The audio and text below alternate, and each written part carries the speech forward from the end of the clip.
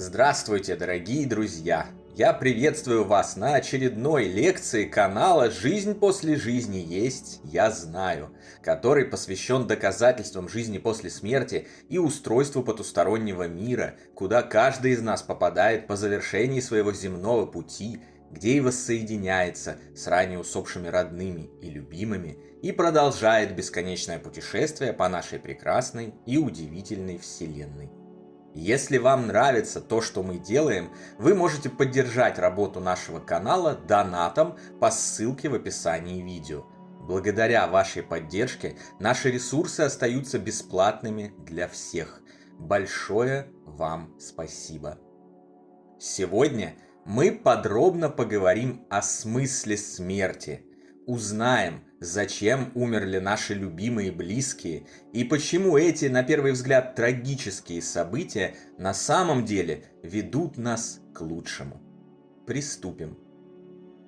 Погружение в исследование потустороннего мира и жизни после смерти позволяет с другого ракурса взглянуть на многие вопросы, ранее казавшиеся бессмысленными, и открыть их понимание, ранее лежавшее в области недостижимого.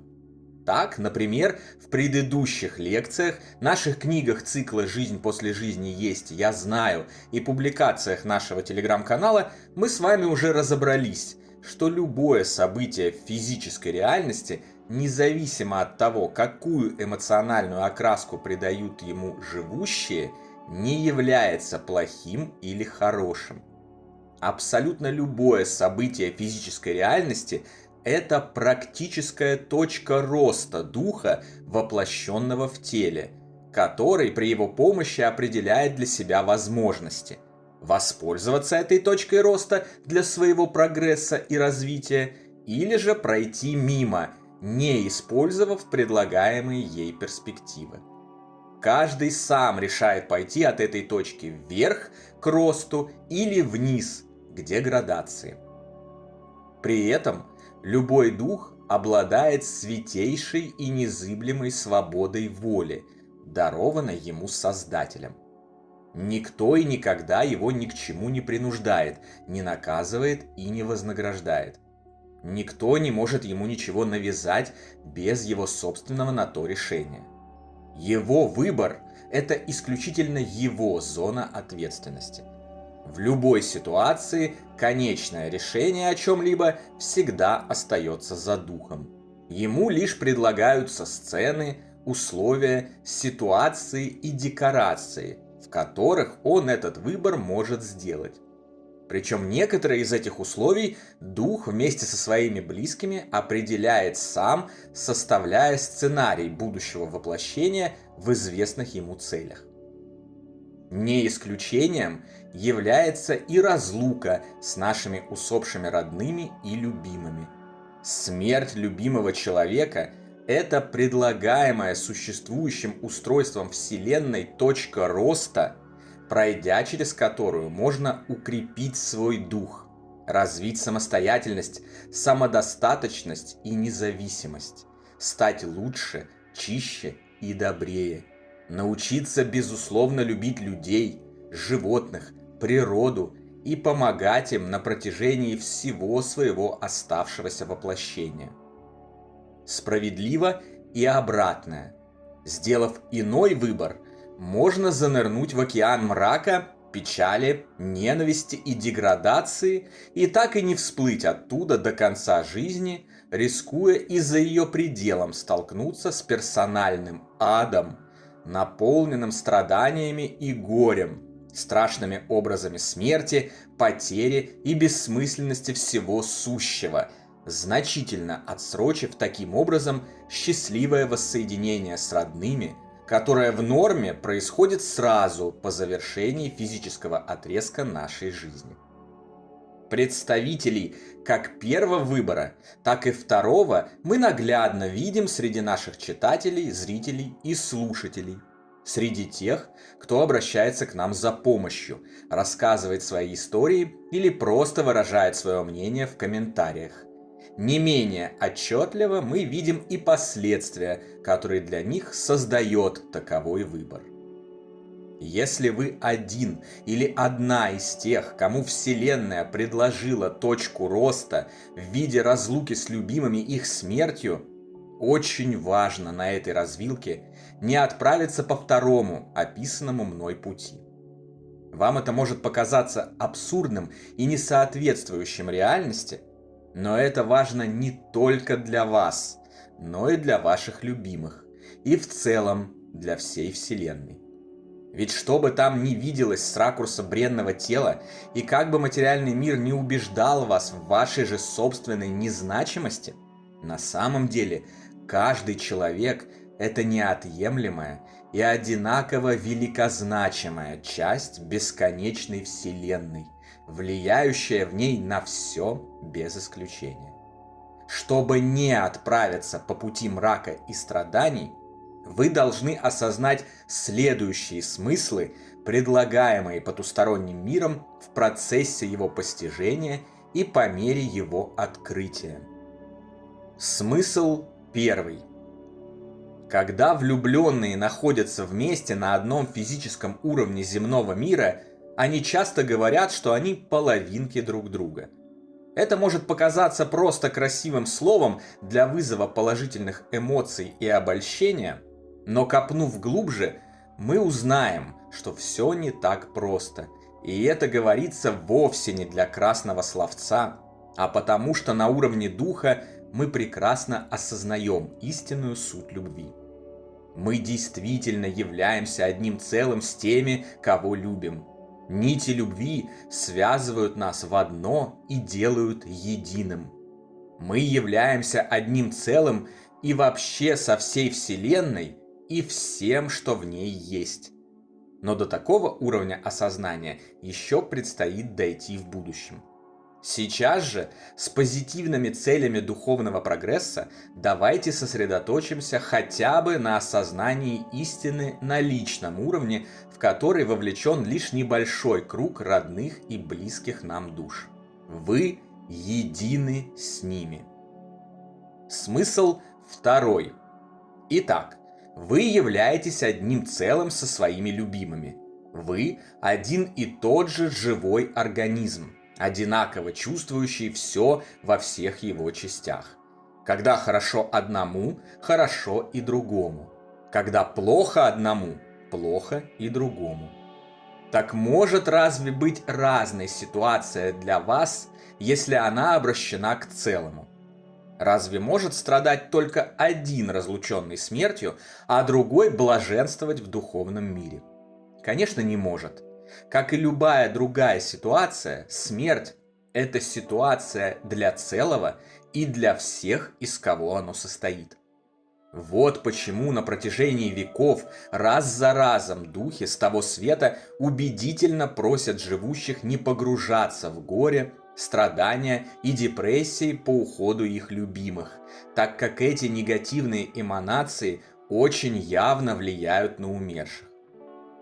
Теперь же становится понятно, что влияют они не потому, что от нас исходят какие-то сигналы, якобы долетающие до мертвых, а потому что мы с ними являемся единым.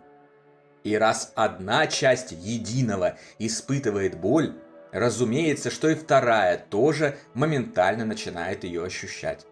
Страдание одного – это всегда страдание другого, как и радость, счастье и любовь. Разлука с смертью – это одна и та же ситуация для всех, кто в нее вовлечен, как для ушедших, так и для оставшихся.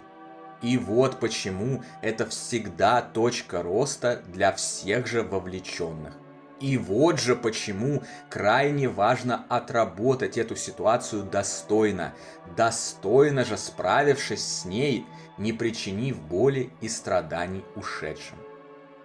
Исходя из понимания разлученных как единого целого, становится очевидно и то, что неважно, кто именно первым умер в этой конкретной жизни, а кто остался. В любом случае в этой ситуации вы вместе, как и в любой другой ситуации, потому что мы никогда не разлучаемся с нашими любимыми, независимо от того, находимся мы в одном мире или временно в разных. Любые наши действия, поступки, мысли, эмоции и слова обоюдно влияют друг на друга на протяжении всей нашей вечной жизни. В следующей жизни вы, живущий сейчас слушатель, можете умереть первым. И это все равно будет ситуацией для обоих, в которой каждый должен проявить себя с позиции минимального эгоизма и максимального устремления к благу другого, организовывая таким образом условия для роста и развития, осуществляя эту работу и возвышая не только себя, но и все целое, продвигая его на следующий уровень. Это и есть главная цель, с которой ситуация смерти родных и любимых возникла в нашей нынешней жизни и, возможно, будет возникать еще не раз, как в этой конкретной жизни, так и в будущих воплощениях. Через нее мы вместе с теми, с кем временно разлучились, растем, становимся лучше, великодушнее, учимся безусловной любви и в конечном итоге обретаем способности строить справедливый мир без убийств, жестокости, насилия, разрушения природы и войн. Смысл третий. Еще один смысл, который позволит вам по-иному взглянуть на происходящие события и обрести утешение и понимание верного направления дальнейшего движения, заключается в осознании земного времени. Время – это иллюзия физического мира. Оно существует только для материальных тел. Для нашего же духа его не существует. Дух вечен и всегда пребывает в моменте сейчас. Вы можете сами убедиться в этом, если оглянетесь назад и попробуете оценить объем времени, прошедшего с момента вашего детства, а затем сравните это с объемом времени, прошедшего с момента, например, вашего 25-летия. И тот, и другой объем времени вы охарактеризуете как один день. Все, что было в прошлом, независимо от того, сколько прошло лет, воспринимается как один день. Всем знакома фраза, сопутствующая воспоминаниям далекого прошлого. Как будто это было вчера. Так и есть. Это и было вчера. Как было вчера то, что было 5, 10, 20, 50 лет назад. Как было вчера и то, что действительно было вчера. Именно об этом говорит еще одна часто цитируемая метафора из Библии, зачастую некорректно понимаемая теми, кто ее трактует. «Одно то не должно быть сокрыто от вас, возлюбленные, что у Господа один день, как 1000 лет, а 1000 лет, как один день». Эти слова апостола Петра объясняют суть времени и доказывают его существование как привычной нам стрелы, летящей слева направо, исключительно в зоне плотной материи. Тогда как в духовном мире, то есть словами Петра «у Господа», его нет. А наш дух, разумеется, всегда пребывает в духовном мире, независимо от того, облечен он в данный момент плотью или нет. Отсюда и такое восприятие прошедшего времени. Если вы тесно пообщаетесь с другими скорбящими, утратившими своих родных и любимых, эта суть легко откроется для вас. Кто-то успел пробыть вместе всего 3 года, а кто-то прожил в счастливом браке 40 лет. Вспоминая прошедшие годы, и те, и другие оценивают это время как один день. Так и есть. Времени не существует. Нет никаких лет, десятилетий, веков и тысячелетий. Есть только один день, в котором и происходит все везде и сразу. Существует только вчера, сегодня и завтра. Вчера уже прошло, завтра еще не наступило, а сегодня это время для жизни. Время для радости, приключений, активной работы, действий, помощи другим и роста над собою. Вот почему, когда вы, потеряв любимого мужа или любимую жену, парня, девушку, ребенка, бабушку, дедушку, брата, сестру, лучшего друга или любую другую родную душу, зарываетесь в горе и считаете будущие годы, которые вам предстоит провести в земном мире в одиночестве, вы таким восприятием совершаете огромную и трагическую ошибку. Ведь никаких годов нет. Есть только один день. Всегда только один день. До вашей новой встречи, до вашего счастливого воссоединения остались не годы и не десятилетия, а всего лишь один короткий день. День, который пролетит очень быстро, и вы снова будете вместе. Молодые, счастливые, полные сил и стремления к новым приключениям в бесконечном и бесконечно радостном путешествии по нашей удивительной Вселенной. На сегодня это все, дорогие друзья.